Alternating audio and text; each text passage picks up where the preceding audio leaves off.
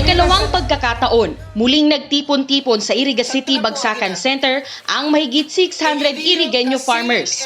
Ito para sa Rehabilitation and Recovery Program ng Department of Agriculture at Local Government Unit ng Iriga sa pangunguna ni Mayor Madel Alfelor. Tatabangan ta ang amin na industriya sa Dipo, Syudad ka, Iriga. Maswerte po sira, pilot po sira. Pag maging successful na di, ngamin na barangay, gigibuan ta po kadi. Libre po abiit. Pagdakalang after 3 months, babakalin ka ninyo sa tutamang live weight kin mamirahan. Sako-sakong mga fertilizer, palay seeds, plant growth enhancer, assorted vegetable seeds at iba pang agri-inputs ang ipinamigay rito. Ang barangay kagawad ng Santa Isabel na si Adelina, nakakuha rin ng 2 bag ng hybrid corn seeds. Malaki ang pasasalamat niya sa Departamento de Agrikultura at LGU, lalo pat isa ang kanyang taniman sa mga naapektuhan ng mga nagdaang bagyo. Tapos talaga ma'am na nagkakroyanan. Kaya sa ngunyan po ma'am, nag-iisip kaming magpanibagong tanom na naman. Dakula po ang sa kuyang pagpasalamat sa pangunguna po man kan sa toyang namumutan na City Mayor, Mayor Madel, na ginibo po ninda ini para makatabang ma'am kan mga paratanom sa digdi ma'am sa siyudad kan Iriga. Nabigyan rin ng ayuda si Nanay Mila ng Barangay San Ramon. Salamat po, nagkaigwa kaming pangtanom na mai. Nagpapasalamat ako sa inyo kay Mayor Madel. Si Nanay Salvacion ng Sagrada, aminadong nadistroso rin ang mga pananim. Ay malakas man po sa bagyo sa amin. Kadakol naalian arong, naalian bubong. So mga pananom, gabos na na destroso, sa paroy, sa kamais. Tapos ngunyan maluya pa ang produkto kan paroy. Kaya ngunyan, nagpapasalamat kami kay Mayor na nagtao man sa mo nin bining paroy na makakasalida kay itong nadestroso kay itong bagyo.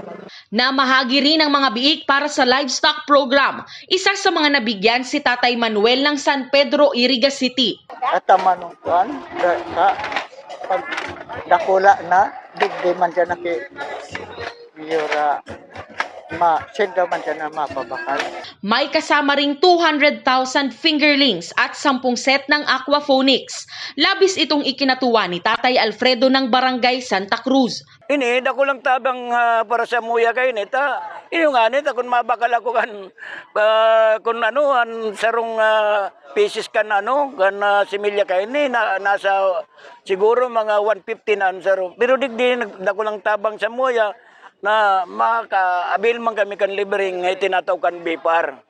Na nga ni nagpapasalamat ako sa muyang Mayor Alcalde na si Mayor Madel Alfelor na ini magaro pinagkuyan man ninda na nakulang tabang na maitaw sa muya kan digdi sa Iriga na itong mga igwang mga palaisdaan. Nakatakda silang bisitahin ng Bureau of Fisheries and Aquatic Resources sa susunod na linggo. Ini kaya, ang sa baba, sira, ang sa taas is tayo.